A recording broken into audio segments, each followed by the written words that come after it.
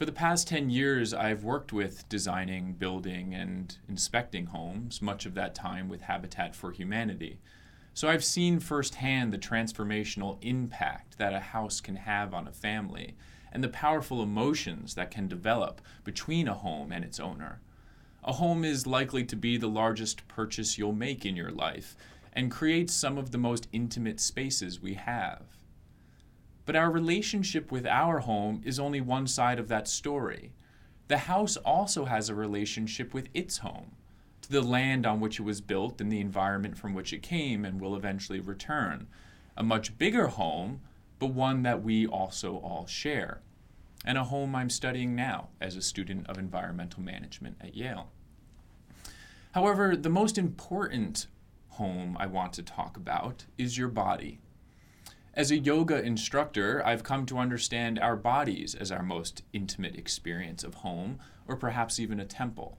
A home we are always in, but are not always experiencing or consciously aware of. My biggest aha moment in my diverse experience on these homes was when I realized that they are all made from the same basic ingredients. In fact, they even function in related ways. Your body's respiratory and digestive systems link to your building's heating and plumbing systems, which in turn connect to our Earth's air and water systems. Each of these cycles are interconnected and interdependent. The problem is that no one profession sees this bigger picture.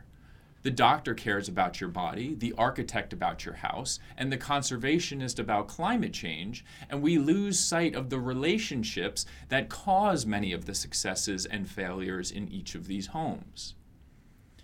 These relationships, as with any relationship, is complicated and at times strained, but we can help heal them in the same way that we heal all relationships, by finding the shared traits and commonalities and build connections based on them.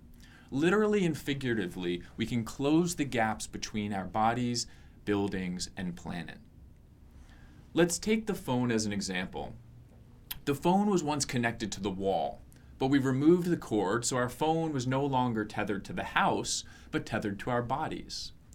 Then we added the internet so our phone not only connected us to the person on the other side of the line, but to everyone on the World Wide Web. We added GPS so our phones were related to a specific place, and a camera so we could capture our visual experience of that place.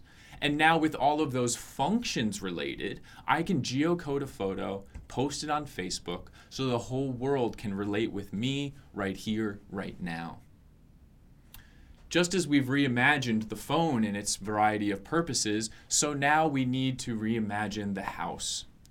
To begin, let's make our homes function as farms, so we can see the earth produce the food that we bring into our kitchens and feed to our bodies.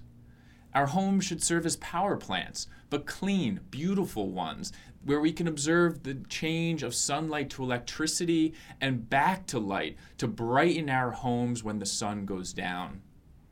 I would want my home to know me and my family and welcome us when we arrive at the door, to grow with us as our family grows, and to shrink again as our children leave for their own homes.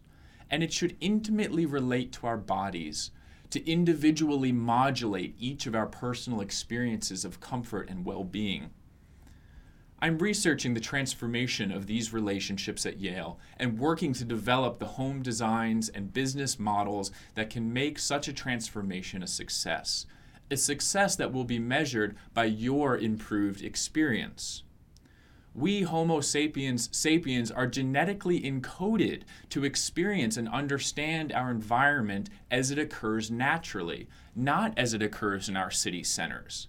We've been conditioned for millennia as hunter-gatherers to respond specifically to specific environments.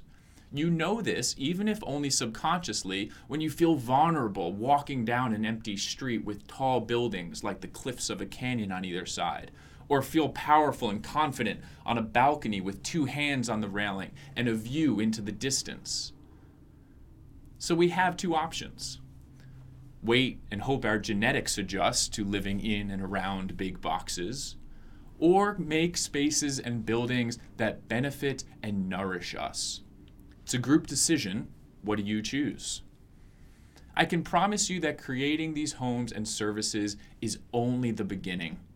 Just as the smartphone brought on the craze of apps and new social norms, these new homes will bring a redefinition of what the house can do, expanding the world of opportunity for solutions to human health and well-being, environmental sustainability, and personal comfort and happiness. With the awareness of our bodies, buildings, and planet as one related experience of home, we and our environment can finally fully flourish. Thank you.